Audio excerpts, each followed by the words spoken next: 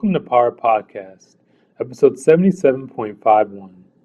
Power Podcast is an audio supplement for Public Administration Review, the premier professional journal in the field of public administration.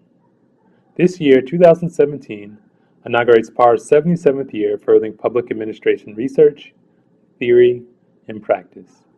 This episode features comments by Cheol Liu, who is an assistant professor at KDI School of Public Policy and Management in South Korea. Professor Liu discusses his article titled Corruption in State and Local Government Debt Expansion.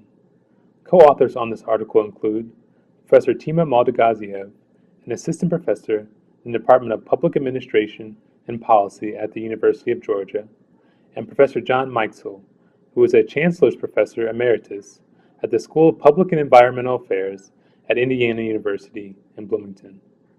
This article is currently available on Early View and will be published in Public Administration Review, Issue 77, Volume 5. The key question of the paper is how does corruption affect the level of public debt issued by American state and local governments? We extend the rent-seeking theory to hypothesize corruption impacts on public debt expansion.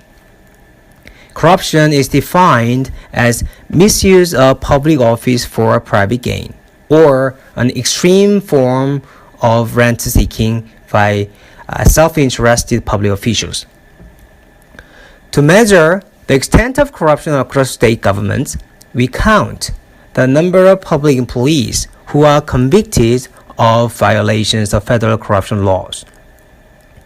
According to our corruption index, in the period 1977 to 2008, the 10 most corrupt states are Mississippi, Louisiana, Tennessee, Illinois, Pennsylvania, Alabama, South Dakota, Alaska, Kentucky, and Oklahoma. The 10 least corrupt states are Oregon, Washington, Minnesota, Nebraska, Iowa, Vermont, Utah, New Hampshire, Kansas, and Colorado. Our findings are as follows.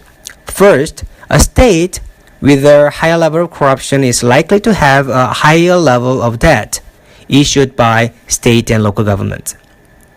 Second, compared to short-term debts, the issuance of long-term debts is more seriously affected by corruption, in particular when they are issued for private purposes.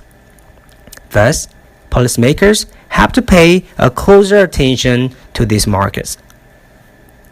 Third, we find that the 10 most corrupt states could have reduced the amount of their debt annually by 9%, or about $250 per capita in the period, if they had succeeded in maintaining their corruption level to the state average. Fourth, we find that the typical fiscal institutions such as debt limits, tax and expenditure limits, and balanced budget requirements actually fail to control debt expansion. They appear to be successful in curbing the growth of public debt only in the 10 least corrupt states. Our findings invite additional policy efforts to control corruption to avoid excessive levels of public debt, as well as the extra cost that the markets inflict on more corrupt jurisdictions, and to get the fiscal institutions to do what they are designed to do. This concludes Power Podcast, episode 77.51.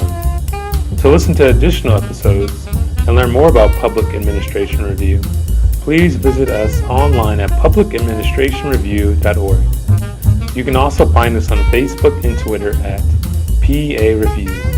Thanks for listening.